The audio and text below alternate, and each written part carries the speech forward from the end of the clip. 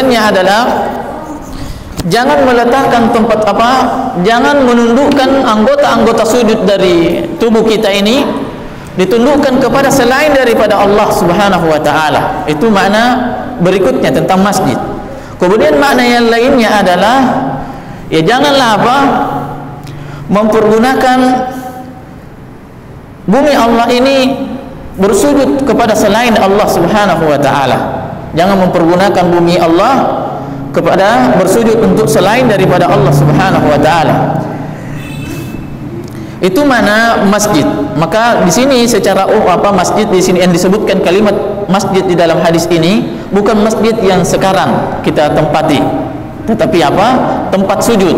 Artinya mungkin kita pergi ke kebun kemudian dapat waktu salat, maka di sana kita maka di sana kita melakukan salat.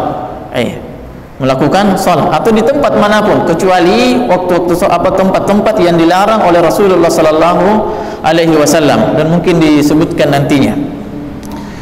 Maka kata beliau, kata Syekh Nasir Abdurrahman As-Sa'di, "Fajami'u biqa'il ardi masjidun yusalla fiha min ghairi istisna'in." Maka seluruh belahan bumi ini adalah masjid. Masjid dengannya boleh seseorang melakukan salat di atasnya min ghairi istisna, tanpa pengecualian, illa ma nassa syari'u ala man'i minhu, kecuali apa yang disebutkan secara nyata oleh syariat kita bahwa di sini tidak boleh orang bersujud. Tidak boleh orang bersujud. Di antaranya waqad sabata Nabi sallallahu alaihi wasallam fil maqbarah, di kuburan tidak boleh orang sujud di kuburan. Karena Rasulullah SAW mengatakan la taj'alu buyutakum kubura, la taj'alu buyutakum kubura. Jangan kalian menjadikan rumah-rumah kalian itu bagaikan kuburan. Apa dia? Tidak boleh dibacakan ayat Al-Quran di atas kuburan. Tidak boleh membacakan ayat Al-Quran di atas kuburan. Kalau membaca saja Al-Quran dilarang di atas kuburan, bagaimana dengan salat? Tentunya lebih mulia bacaan kita daripada salat. Karena sebaik-baik bacaan Al-Quran yang kita baca adalah bacaan yang kita baca di dalam salat, yang kita baca di dalam salat. Kemudian ala la'natullahi 'alal yahudi wan nasara, kata Rasulullah SAW, ketahuilah bahwa laknat Allah bagi orang-orang Yahudi dan Nasrani. Ittakhazu qubur anbiya'ihim masajida, mereka itu dilaknat dikarenakan mereka menjadikan masjid-masjid ulama mereka, orang-orang yang mereka kagumi itu sebagai tempat sujud. Tempat sujud. Maka ini dilarang. Kuburan dilarang disebabkan ini pertama larangannya dari Rasulullah sallallahu alaihi wasallam. Kedua, dia adalah wasilah untuk melakukan kesyirikan. Apa saja yang mengantarkan seseorang kepada keharaman, maka dia adalah haram. Maka dia adalah haram. Orang yang sujud di atas atau orang yang salat di atas kuburan itu bukan perbuatan syirik, tetapi dia adalah wasilah yang mengantarkan seseorang kepada perbuatan syirik, menduakan Allah Subhanahu wa taala. Kalau kita mungkin tidak melakukan kesyirikan, boleh jadi lebih besar dari itu orang lain yang melakukannya. Mungkin saat ini belum ada yang mengikuti kita, tapi anak cucu kita mungkin dia mendengar dan seterusnya. Dia mendengar seterusnya. Kecuali ada kecualinya orang yang sholat di dekat kuburan. Kecualinya adalah ketika ada sanad keluarga yang jauh atau orang yang meninggal ini seorang yang dikenal dia pemahamannya lurus, kemudian datang orang yang belum sempat dia mensolatinya, maka sebagian ulama membolehkan dia sholat di sana, membolehkan sholat, tapi tidak menjadikan di depannya itu adalah kuburan, tapi dia duduk berdiri di samping kuburan itu, di samping kuburan. Itu pun kalau kuburannya baru, tapi kalau kuburannya lama tidak boleh, tidak dibolehkan. Yang pertama adalah kuburan, itu dilarang untuk sholat, bersujud di atasnya. Wal hammam, dan WC. WC di sini yang dilarang, yang dimaksud di sini WC adalah WC yang khusus digunakan untuk buang air besar atau buang air kecil. Adapun WC yang maksudnya banyak dipergunakan dalam mencuci dan seterusnya, maka ini tidak masuk di dalamnya, dan ini akan berentetan hukumnya seperti berwudu, baca Quran, bawa Quran di dalamnya, maka itu dibolehkan kalau memang WC-nya tidak dikhususkan untuk buang air kecil atau buang air besar saja. Ini apa yang kedua yang dikecualikan untuk bersujud di atas tanah tersebut. Wa atalul ibil, yang ketiga adalah apa? Tempat onta, tempat apa? Bermalamnya onta di situ. Atan al ibil, tempat bermalamnya onta di sana. Karena hadis yang lain menyebutkan bahwa apa? Di sana tempatnya setan. Di sana tempatnya setan. Kita kan dilarang juga waktu tertentu di dalam sehari semalam itu, seperti waktu pada saat matahari terbit, atau matahari lagi di atas kepala, atau matahari lagi terbenam, maka itu dilarang seseorang untuk beribadah. Walaupun niatnya seseorang lillahi ta'ala, tetapi tetap saja dilarang. Kenapa? Karena ada sisi lain dengannya seseorang atau orang lain bisa melakukan kesyirikan, atau ada unsur yang lain. Antaranya adalah unsur tasyabbuh, menyerupai orang-orang kafir. Dan ini juga peringatan para ulama bahwa dilarang menyerupai orang-orang kafir dalam hal apapun. Tentunya yang berkaitan apa yang sifatnya ciri khas mereka orang-orang kafir itu, yang menjadi ciri khas orang-orang kafir, maka ini tidak boleh. Adapun pakaian yang tidak menyelisih syariat, maka itu dibolehkan, dibolehkan, tapi dengan syarat tidak sengaja, tidak ada syarat dengan unsur tidak sengaja menyerupainya. Dan perbuatan atau keinginan menyerupai orang kafir banyak, di antaranya orang yang pernah kita sebutkan akhlak, kecintaan terhadap orang kafir dari segi akhlak, perbuatan, tingkah laku orang-orang kafir itu melahirkan dalam hati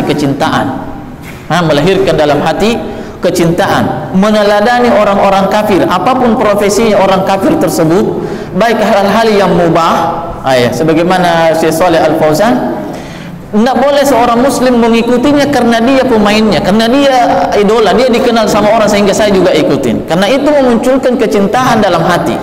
Kecintaan dalam hati terhadap orang kafir itu haram. La tajidu qauman yu'minuna billahi wal yawmil akhir yuwadduna man hadallaha wa rasulah. Engkau tidak akan mendapati ada orang-orang muslim, orang-orang mukmin ada cintanya kepada orang kafir. Orang yang beriman kepada Allah dan hari akhirat tidak mungkin ada cintanya terhadap orang kafir.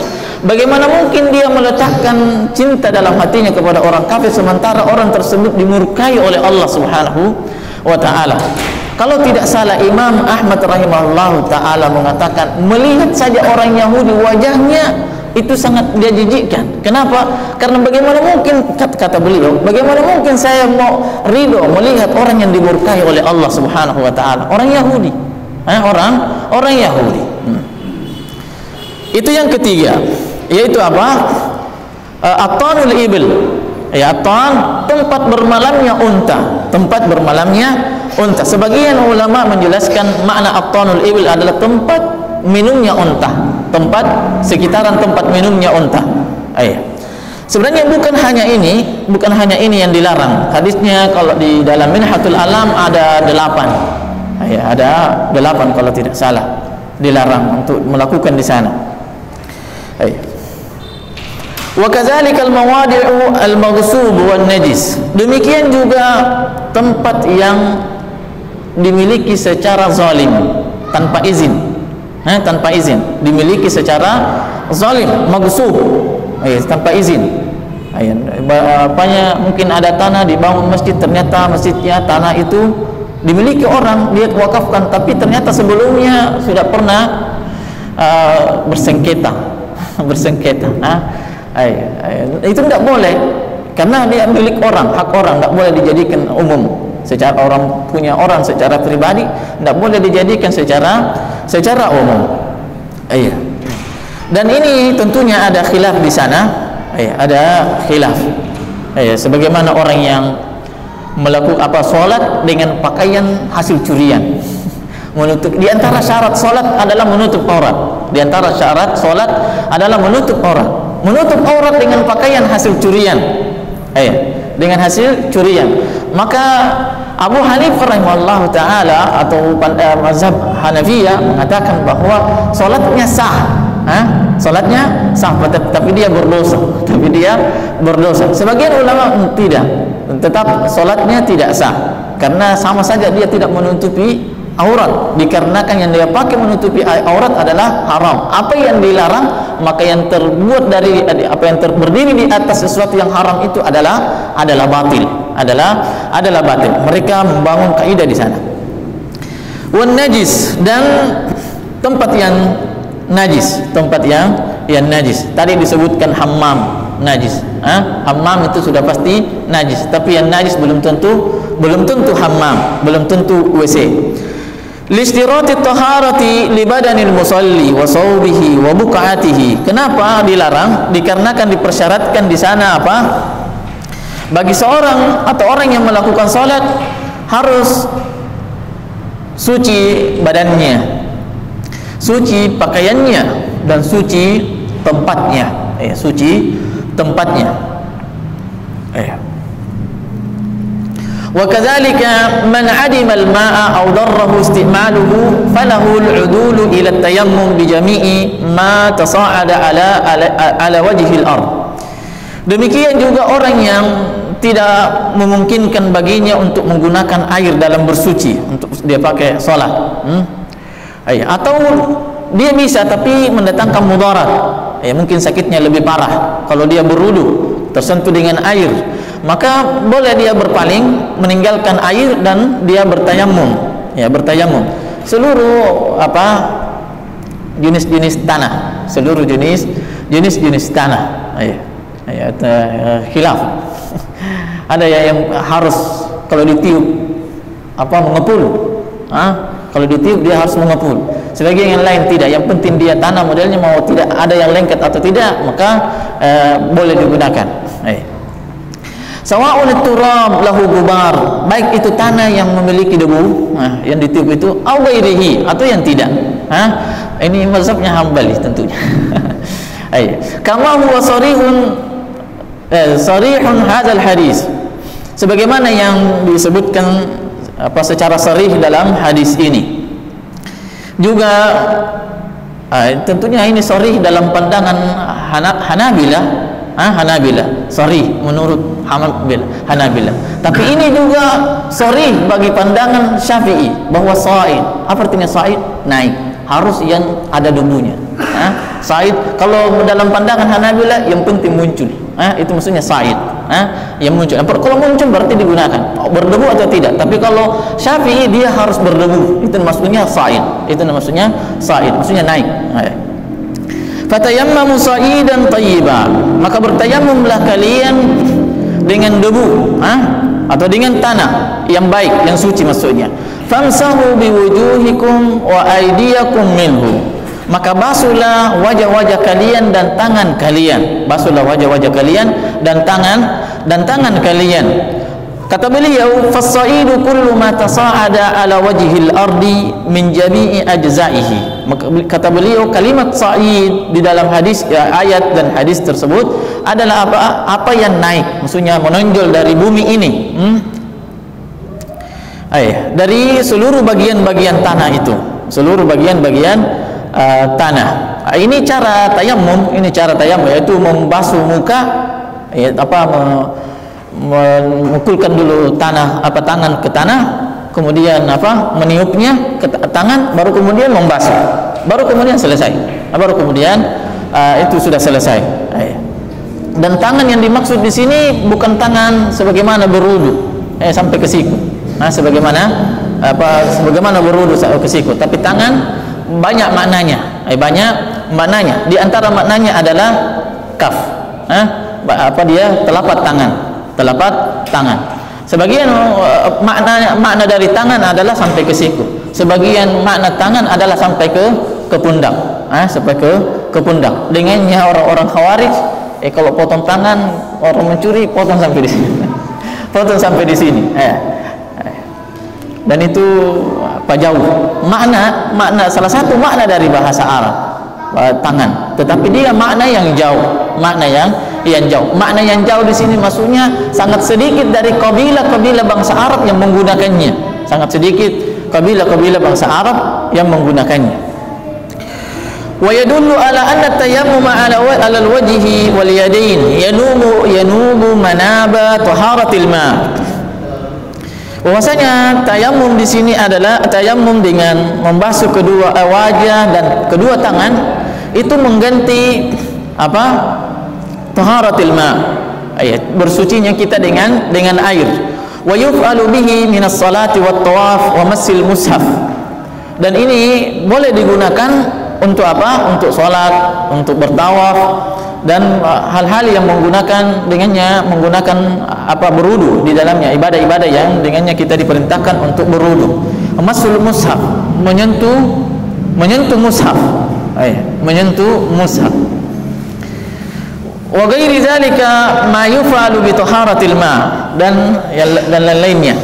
Dengannya kita disyariatkan untuk berwudu, maka tayamum itu bisa menggantikannya. Wasyari'u anabat turaba manabal al-ma'i inda ta'azzur istimalihi. Adapun syariat kita dibolehkan untuk mengganti air dalam berwudu dengan debu tatkala ada uzur untuk tidak menggunakan air itu. Fayadullu dzalika ala annahu idza tatahhara bit-turab. Maka ini menunjukkan bahwa apabila seorang bersuci atau telah bersuci dengan tanah, walam yantaqid wudu'uhu lam yabtul tayammumuhu bi khurujil waqti wala bi dukhulihi. Ini menunjukkan bahwa kalau dia mengganti posisi air dalam bersuci, berarti selama tidak batal tayammumnya, berarti itu juga sah walaupun nanti tidak temukan air. Walaupun dia menemukan airnya, atau keluar waktu dan seterusnya, karena sebagian ulama mengatakan tayamum itu untuk satu perbuatan ibadah. Sebagian ulama mengatakan apa? Tayamum itu untuk satu perbuatan ibadah. Pokoknya salat asar selesai, sudah itu langsung batal wudunya. Mau melakukan salat yang lain harus bertayamum lagi. Ini pendapat. Kemudian beliau Syekh Abdul Rahman As-Sidi mengatakan bahwa itu pendapat yang lemah. Ini sindirannya beliau. Itu dalam pandangan beliau itu pandangan yang lemah. Dikarenakan namanya ganti, ya berarti apa saja yang menjadi profesinya, menjadi kewajibannya, dia menjadi bertanggung jawab di sana. Bertanggung jawab. Fa innahu idza nawat at-tayammum lin-nafli istabahal fard ka taharatil ma. Maka kata beliau, kalau seorang bertayamum untuk salat sunnah, kalau dia tayamum untuk salat sunnahnya ini sah. Maka kalau salat sunnahnya sah, apa yang menghalanginya untuk salat wajibnya juga sah dengan tayamum yang sama? Itu kata beliau. Wa anna hukmuhu hukmul ma'i fi kullil ahkam fi halati ta'azzur.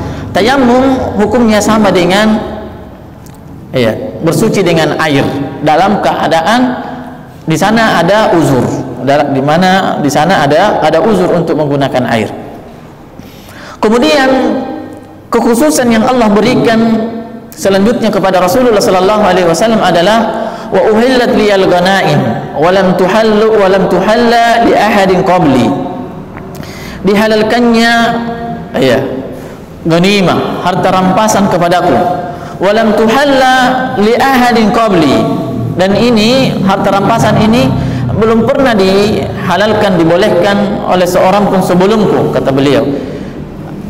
Tadi kita sudah sebutkan atau sebagian ulama berbicara tentang kekhususan Nabi sallallahu alaihi wasallam yang disebutkan di dalam hadis ini. Apakah dia berlaku untuk Nabi saja atau juga berlaku kepada umatnya? Berlaku kepada umatnya. Maka ini sudah tiga tadi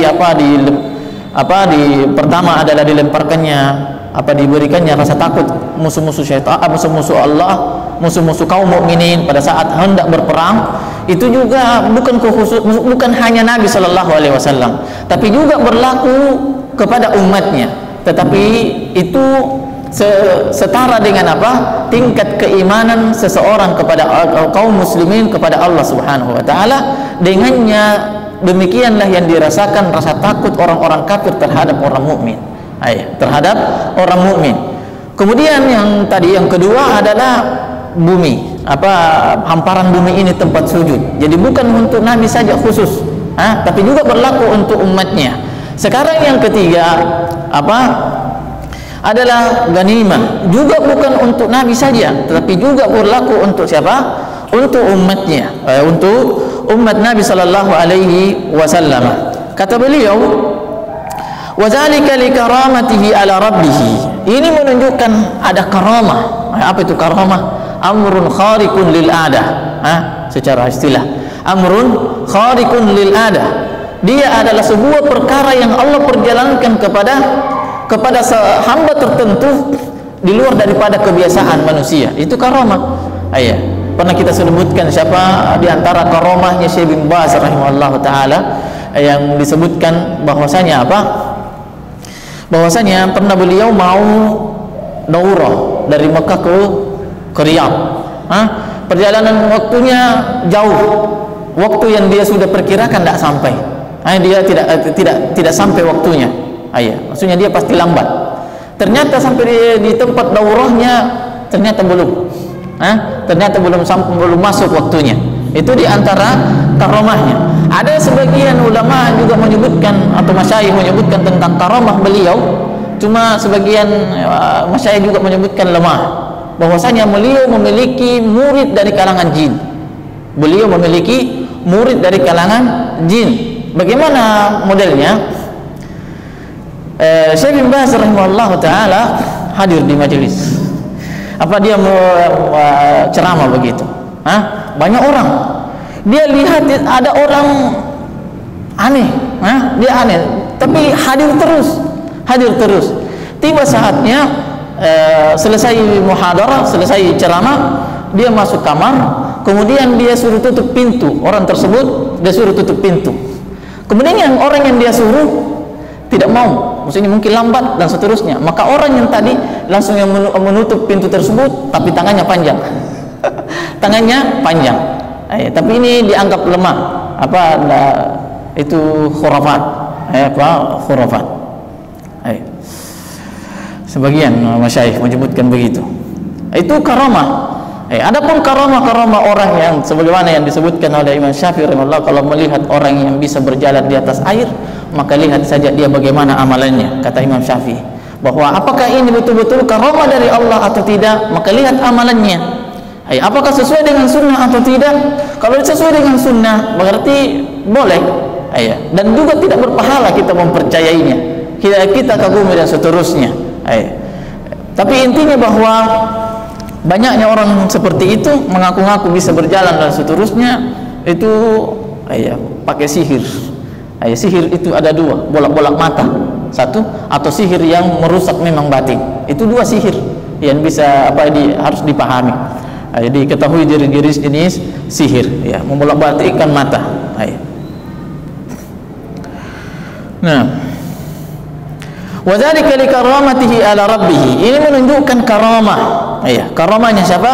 Rasulullah sallallahu alaihi wasallam. Ada banyak, tidak bisa dihitung. Mungkin ada para ulama, kalau tidak salah Imam Asyuyuti menyimpulkan karamah Nabi sallallahu alaihi wasallam. Wa karamatu ummatihi wa fadlihi. Dan ini juga bentuk kemuliaan yang diberikan oleh Allah Subhanahu wa taala untuk umatnya. Apa dia? Dihalalkannya bagi mereka, bagi kita semua, harta ganimah, harta rampasan, harta rampasan yang tidak dihalalkan umat-umat sebelumnya, tidak dihalalkan untuk umat-umat sebelumnya. Wa kamali ikhlasihim, umat yang paling terbaik adalah umat Nabi sallallahu alaihi wasallam. Orang solehnya umat Rasulullah sallallahu sederajat dengan nabi-nabi sebelum Nabi sallallahu alaihi wasallam. Orang solehnya umat Nabi sallallahu alaihi wasallam itu sederajat dengan Siapa? Dengan nabi-nabi sebelum Nabi sallallahu alaihi wasallam. Kemudian kata beliau di sini wa kamali ikhlasihim. Dan ini juga menunjukkan bahwa umat yang paling ikhlas adalah umat Nabi sallallahu alaihi wasallam. Umat yang paling ikhlas adalah umatnya Nabi sallallahu alaihi wasallam. Dan manusia atau umat yang paling banyak masuk surga adalah umat Islam, umat Rasulullah sallallahu alaihi wasallam. Fa'ahallaha lahum, maka dengan itulah Allah menghalalkan bagi mereka harta ganimah ini, harta rampasan. Walam yunqis min ajri jihadihim syai'a. Dan ini dihalalkannya harta rampasan itu tidak menjadi kurang pahala jihadnya orang-orang yang berjihad. Pahala jihadnya orang-orang yang berjihad. Ya, sedikit pun. Wa hasala biha li hadhihi al-umma min si'atil arzaq. Wa hasala biha li hadhihi al-ummati min si'atil arzaq. Dengan ghanimah atau peperangan yang dilakukan itu membuat umat ini menjadi lebih kaya. Lebih kaya. Dahulu Mesir bukan negara Islam. Banyak negara-negara Arab itu bukan negara Islam. Tetapi karena perintah jihad, perintah ini dan seterusnya, maka rezeki semakin banyak. Orang Arab bisa bernafas lebih lega, lebih lega, dan seterusnya. Nah, wa kasratil khairat, dan ini juga dapat memberikan kebaikan-kebaikan yang lebih banyak. Wal isti'anati ala umurid dini wad dunya syai'un la yumkinu adduhu. Karena harta rampasan ini, maka kebaikan-kebaikan yang diperoleh itu tidak bisa dihitung dikarenakan harta rampasan sangat banyak, sangat banyak. Walihaza qala wa ja'ala rizqi tahta zilli ruhi. Oleh karena itu Nabi sallallahu alaihi wasallam mengatakan Allah menjadikan rezekiku di bawah naungan-naungan tombak-tombakku. Di sebagian hadis menyebutkan tahta zilli sayfi, di bawah naungan bayangan-bayangan pedangku. Wa amma man qablana min al-umami fa inna jihadahum qalil binisbati li hadhihi al-ummah. Adapun umat-umat sebelum umat Nabi SAW, jihad mereka sedikit dibanding jihad sekarang. Jihadnya umat ini. Kalau kita membahas tentang masalah jihad dalam fikih, maka para ulama menyebutkan hendaknya kalau sudah tegak Islam itu dalam minimal berjihad 1 kali dalam setahun. 1 kali dalam setahun. Kalau umat Islam sudah atau negara Islam sudah tegak. Nah, wahum duna hazihi al-ummati bi quwwati al-iman wal ikhlas. Tentunya kenapa sedikit jihadnya? Dikarenakan apa? Kata beliau, kekuatan hati mereka sedikit, kekuatan keimanan mereka sedikit, lebih kecil daripada kekuatan keimanan yang dimiliki oleh umat Islam. Demikian juga tingkat kedalaman akan keikhlasannya, lebih kurang keikhlasannya umat-umat terdahulu, umat-umat terdahulu. Karena apa kata Rasulullah SAW? Bahwa jihad itu adalah zirwatu sanamihi al-Islam. Zirwatu sanamil Islam al-jihad. Bahwasanya jihad itu adalah puncak daripada keislaman. Tidak bisa orang berjihad kalau keimanannya lembek. Tidak bisa. Karena banyak yang mau ditinggalkan. Yang mau ditinggalkan dia harus pikirkan, kemudian dia harus pikirkan nyawanya. Makanya orang yang pergi berjihad dia tinggalkan istrinya dengan waktu yang lama. Sebagian ulama mengatakan itu sudah, kemudian istrinya mau menikah, dinikahkan. Kenapa? Karena rata-rata orang yang pergi berjihad mati. Rata-rata orang pergi berjihad mati. Biasanya kan orang pergi meninggalkan istrinya waktu lama merantau. Itu beberapa tahun itu. Kalau sebagian ulama menyebutkan kalau umurnya sudah mencapai orang sudah 60 ke atas, itu sudah dianggap bahwa dia sudah meninggal. Dia sudah meninggal. Maka istrinya di belakang mungkin tidak tahan, dia mau menikah, maka boleh dia menikah. Boleh dia menikah. Demikian juga orang yang pergi berjihad. Kalau sudah pergi lama di suaminya, maka di sana boleh dia menikah. Terus kalau datang nanti suaminya sudah menikah, kembalikan kepada hakim. Tadi dinikahkan sama hakim, maka itu dikembalikan sama hakim dan dia diberikan pilihan mau pilih mana.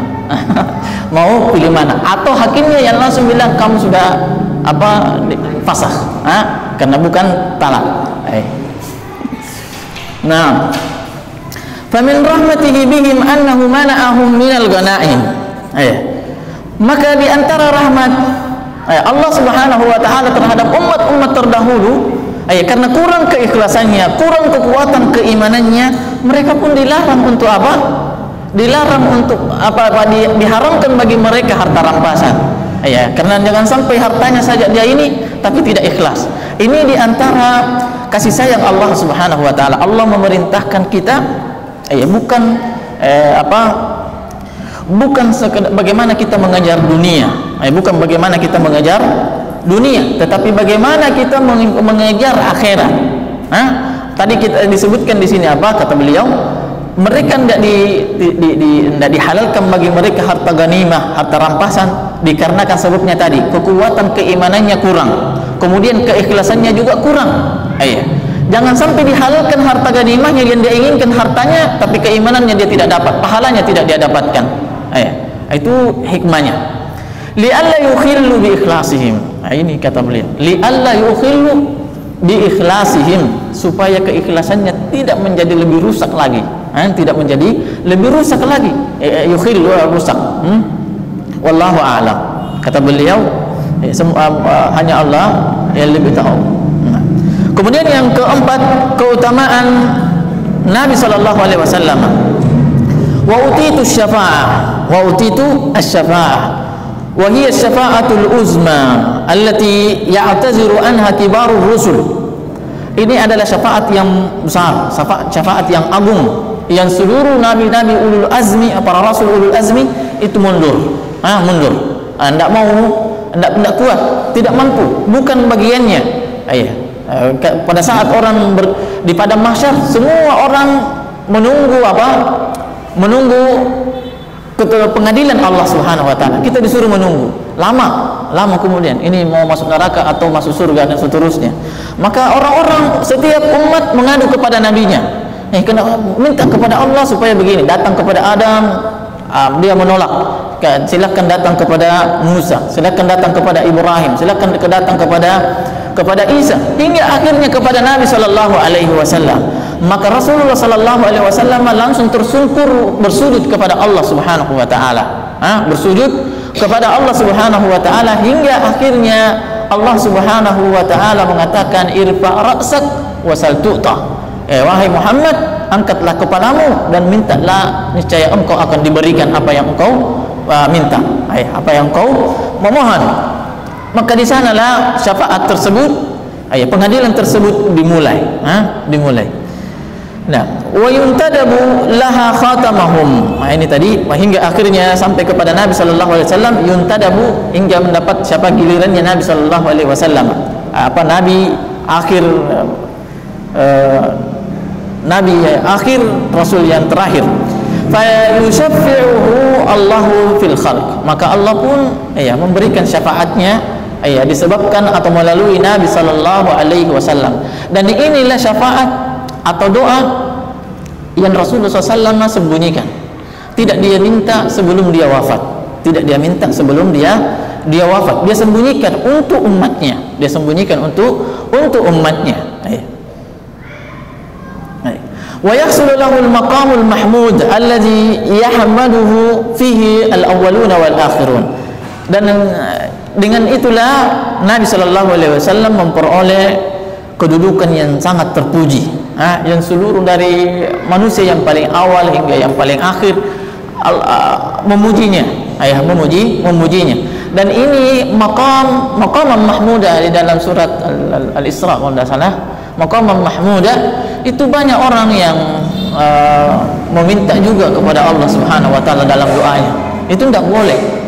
Tidak boleh kita meminta apa yang menjadi kedudukan khusus untuk Rasulullah sallallahu alaihi wasallam. Sebagaimana Nabi sallallahu alaihi wasallam juga tidak meminta kekayaan yang tidak ada taranya. Dikarenakan dia mengetahui bahwa Nabi siapa? Nabi Sulaiman sudah memintanya. sudah memintanya. Apa kata Rasulullah SAW? Seandainya saya tidak melihat saudaraku, tidak, maksudnya tidak menghormatinya, maka saya akan minta kekayaan lebih kaya daripada Nabi Sulaiman. Bentuk penghormatannya. Ini umatnya minta kedudukan nabinya. Anda beradab. Tidak beradab. Itu diantaranya, tidak boleh meminta kedudukan Nabi Shallallahu Alaihi Wasallam. Tidak boleh meminta kedudukan, dan juga tidak boleh menjadikannya sebagai wasilah. Biasanya ada orang ya Allah bijahi nabiyika bertawassul. Tidak boleh seorang bertawassul dengan kedudukan Nabi Sallallahu Alaihi Wasallam. Ini banyak dilakukan oleh orang-orang sufi atau tasawuf. Orang-orang tasawuf.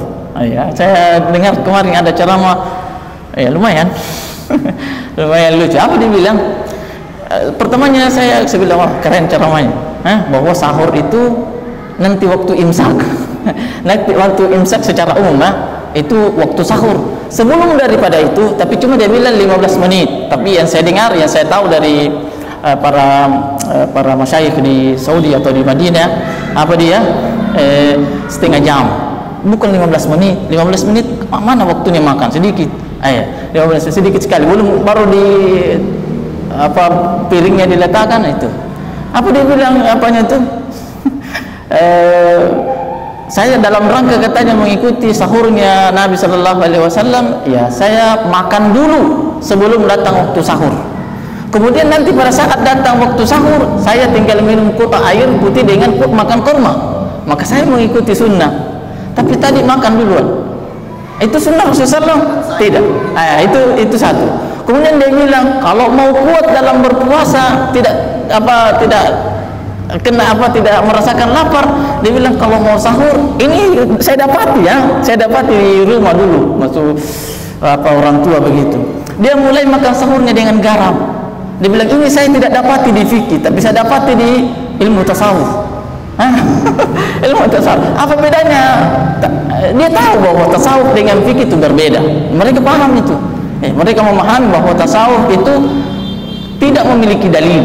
Kalau fikih memiliki dalil, dia pahami itu, tapi ternyata masih dia pegang, ternyata dia masih memegangnya. Dia mau berbicara tentang sunnah, ternyata justru jauh dari sunnah Rasulullah SAW, yang menolak Ustaz Firanda itu.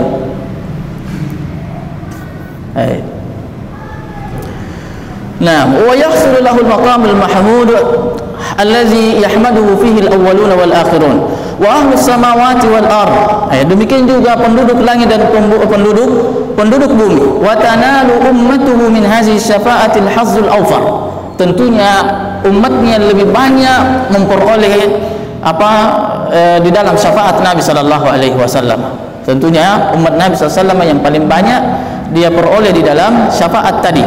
Wan nasibul akmal, dan bagian yang paling sempurna. Apa dia di antaranya? Bagaimana contohnya bahwa Nabi Shallallahu Alaihi Wasallam, umat Nabi SAW mendapatkan bagian yang lebih banyak dibandingkan umat-umat yang lain terhadap syafaat Nabi. Umat Nabi SAW, kalau dia orang yang soleh, maka dia dipercepat masuk surganya. Itu di antaranya. Kalau dia soleh, maka dia dipercepat masuk surganya. Kalau dia juga toleh, maka dia juga dipercepat masanya di dalam neraka. Kalau dia memang masuk neraka, karena dengan cepatnya tadi syafaat tadi. Beda dengan umat-umat terdahulu. Umat terdahulu tidak ada peroleh itu. Tidak peroleh itu. Wa yashfa'u lahum syafa'atan khassah, dan Nabi Sallallahu Alaihi Wasallam memberikan syafaat kepada mereka dengan syafaat khusus. Fa yushaffi'uhu Allah Ta'ala, maka Allah Subhanahu Wa Ta'ala memberikannya pun syafaat tersebut, memberikan izin. Wa qad qala likulli nabiyyin, setiap nabi itu memiliki doa yang disegerakan oleh Allah Subhanahu Wa Ta'ala di dunia. Wa qad khabba'tu da'wati syafa'atan li ummati, namun doaku saya sembunyi, saya undur, saya tidak mau bersegera doa di muka bumi ini. Tidak mau doakan umatnya cepat-cepat, dia simpan baik-baik untuk di akhirat nanti.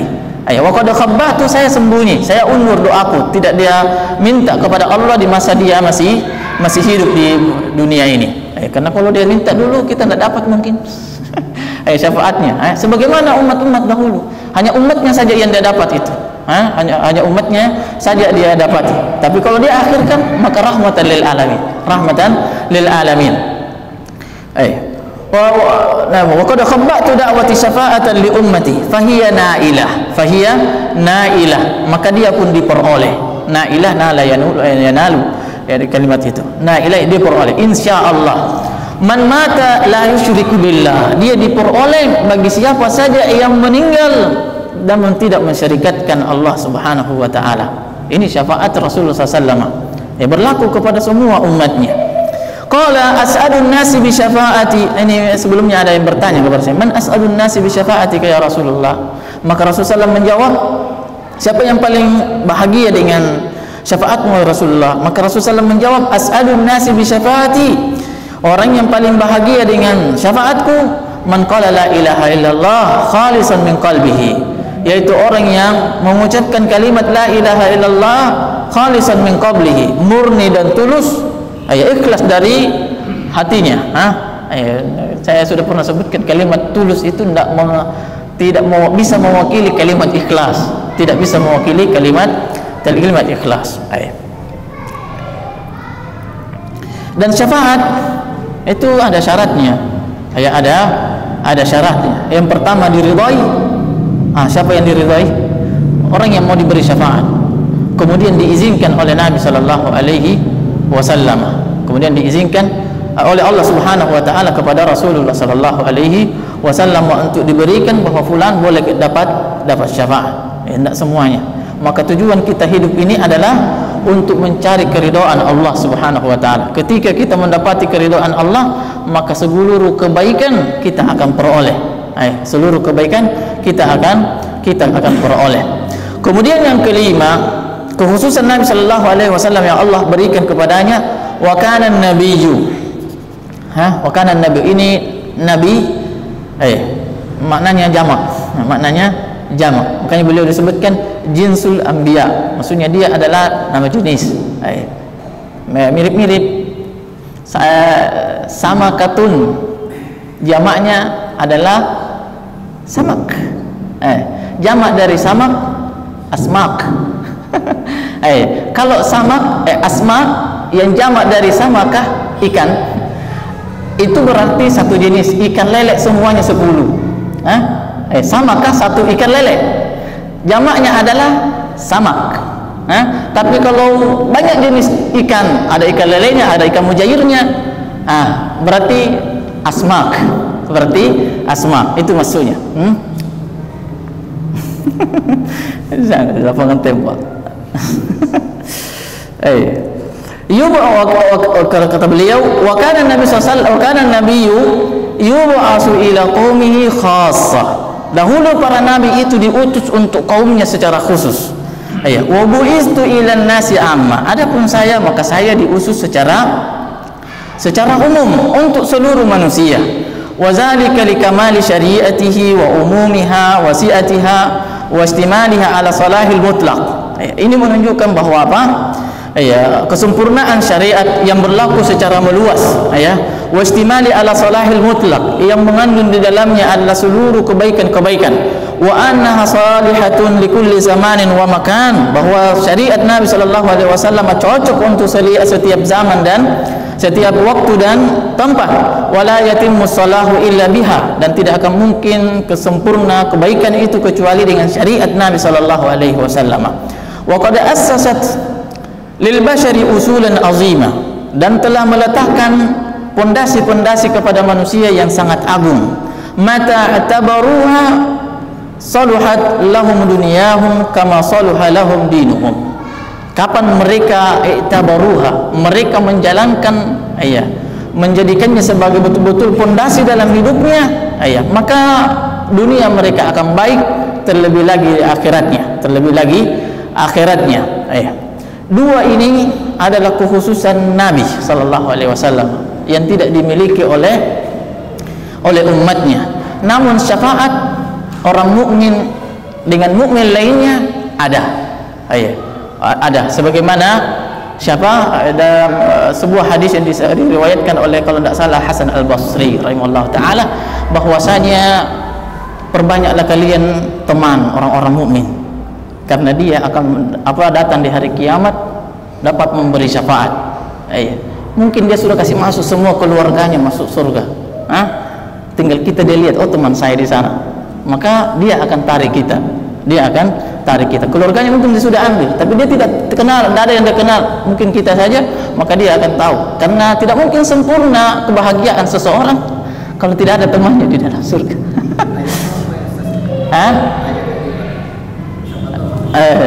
Saya minta syukur.